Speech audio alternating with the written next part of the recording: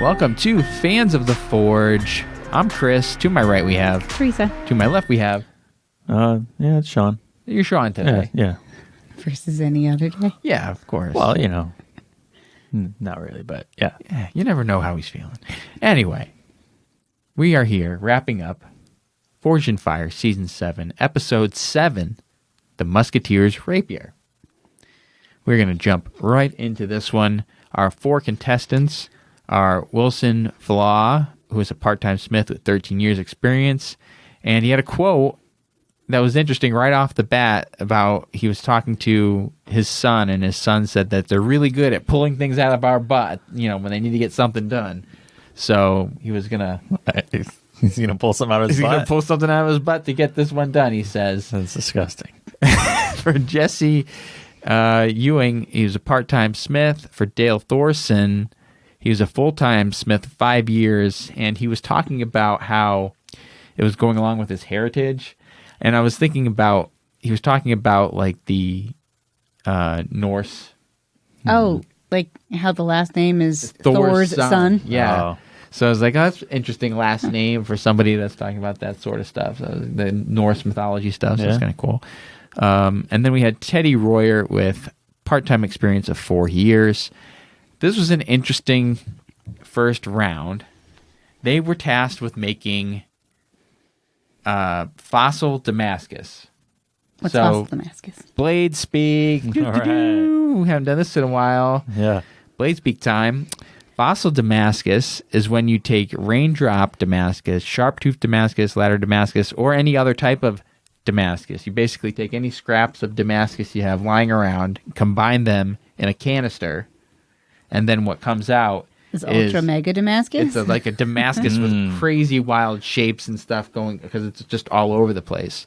So they wanted these guys to take those three main Damascus patterns that I mentioned and do a fossil Damascus blade. And they had to have the blade length be between 12 and 15 inches, not to exceed 22 inches overall, and they have to acid etch, of course, to see the Damascus pattern. So for Wilson, doing his canister, he really loads up on the whiteout. It's just like everywhere, just like covered.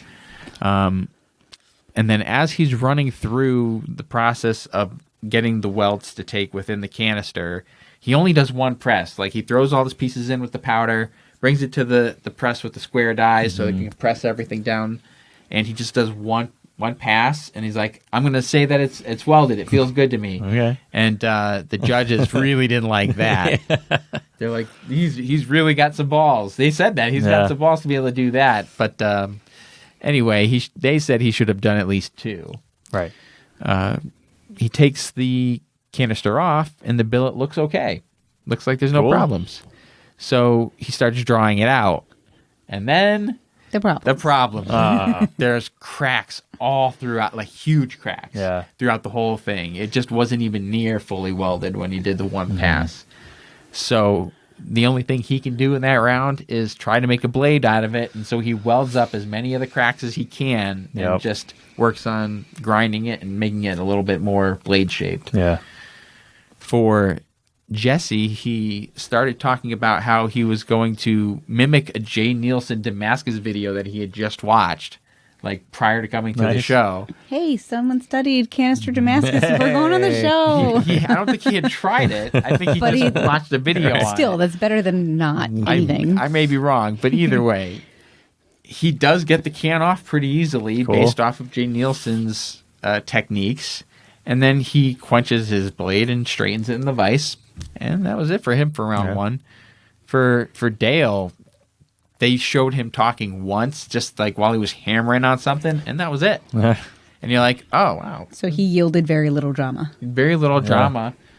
And then Teddy, he had decided, okay, so they were also given the option for large, tall canisters versus the smaller, short canisters.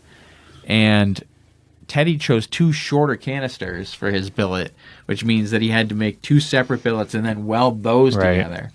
Did he say why he was doing it that way? He just said that's what he chose. Like he was like, this should be fine, and then he went and did it, and then he's realizing, crap, I have a whole extra step here because now I got to forge weld these two billets together.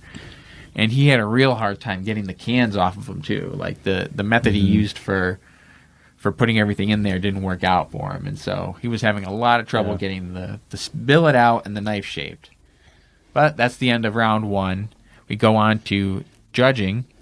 The judges said that Wilson's, the one that had cracked to all hell, said it looked like it was hammered to death, but it made the parameters. Okay. Keep that term in mind. Oh boy. Because they don't say that generally if there's nothing wrong with parameters. Yeah. For Jesse, he also made parameters. They went out of their way. They said they made parameters. And Teddy, he also made parameters. Cool. But Dale, the one that they didn't show anything about or even mention really during round 1, was a half an inch too short on his blade length. And so he got booted because of parameters. So should we commend Forge and Fire for switching up the formula of not showing somebody and then they're perfectly fine?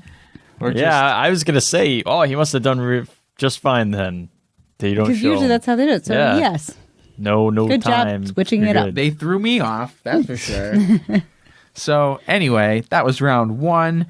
And how about now we go to a word from our sponsors.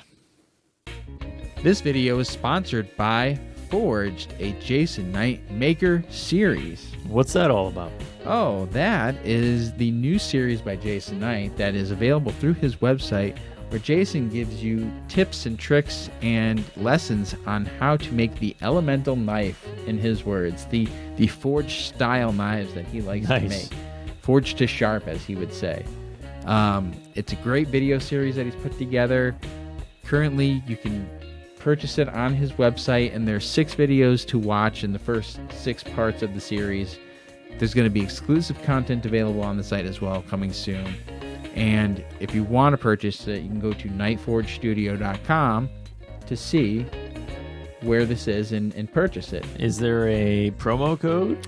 As a matter of fact, there is. Hey. If you go on this Nightforge Studio and use coupon code FOF15, FOF15, you can get $15 discounted from the price of this video series. Nice.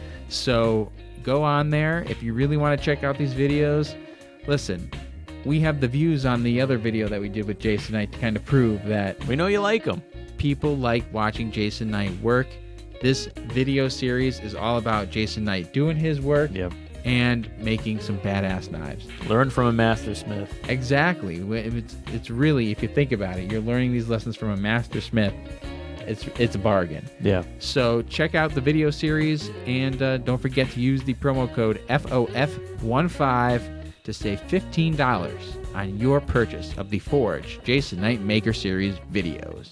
Be a maker. Go check it out.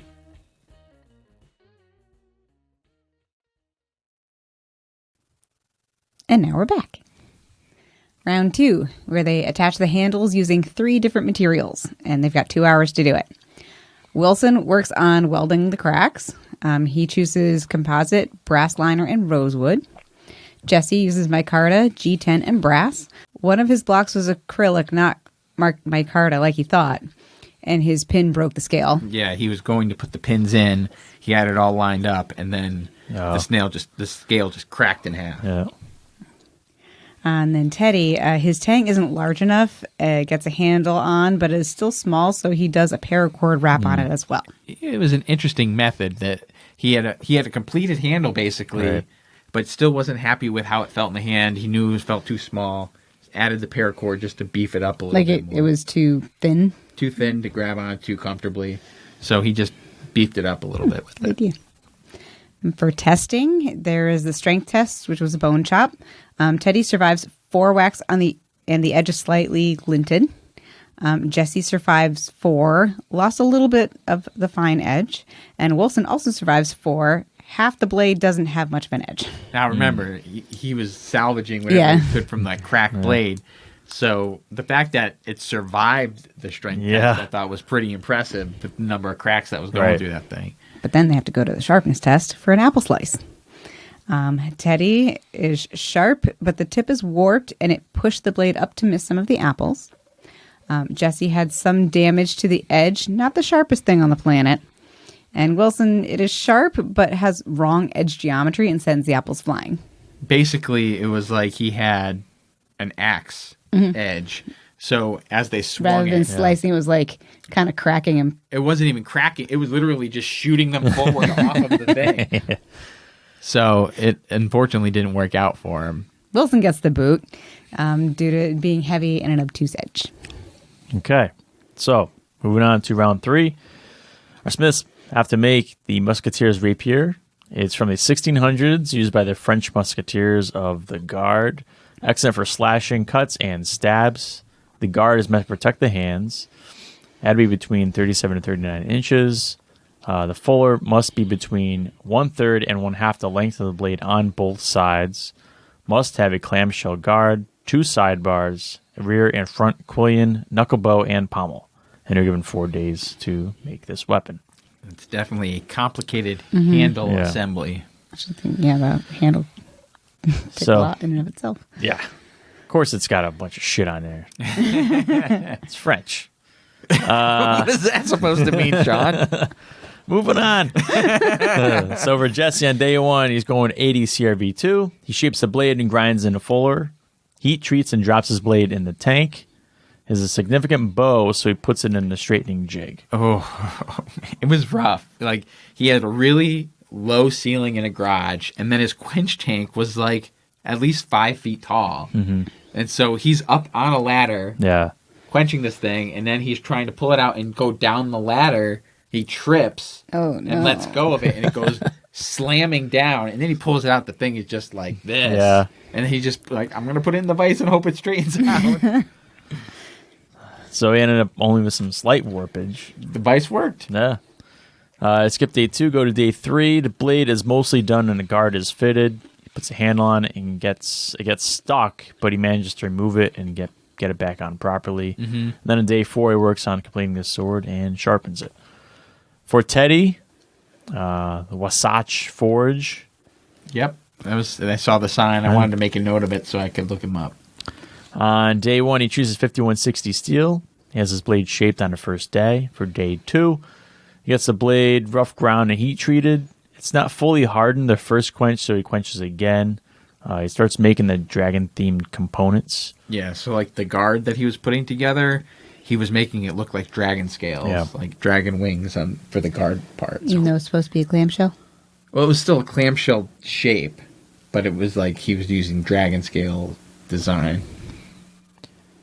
Skipping over to day 4, he finishes the knuckle bow, sidebars, and pommel. And he makes a dragon claw quillions. Yeah, so the little claws like this that stuck out, and then he put like a little bead or magic ball or sort of thing in it. It's kind of cool. Moving on to testing, the kill test. It's pig carcass. For Jesse, the edge is sharp, and cut the pig in half. It will kill. Oh, yes. For Teddy, it's got a razor's edge, slices easily. It will also kill. Moving on to the strength test, the Wheel of Pain bend test. Mm-hmm. So, Jesse survives the bends and comes back virtually to true. It was really impressive because these are long swords, and they're going like to 90 degrees with the handle. Like they're going pretty far with it. For Teddy, he survives the test but has significant bend in the blade. So for his, the first, because they go in both directions, right. The first bend, it already took a bend when it went down. Yeah. And then Dave bent it the other way, and it actually straightened it back out a little bit, but then the other, like up above that, bent in a different spot. Mm. So it was, it didn't break. Yeah. However, Teddy's bend is considered a catastrophic failure for a finesse weapon like the rapier, so he gets the boot. Yeah, they said because it's such a stabby, like precision type sword, having a bend like that makes it useless. No. So poor Teddy. So Jesse wins. Yeah, congratulations to Jesse and the other contestants from this episode. Thanks everybody for watching, and remember to follow us on YouTube or Facebook or Instagram. And I think that's it. Sounds good. All right, thanks for watching. See you.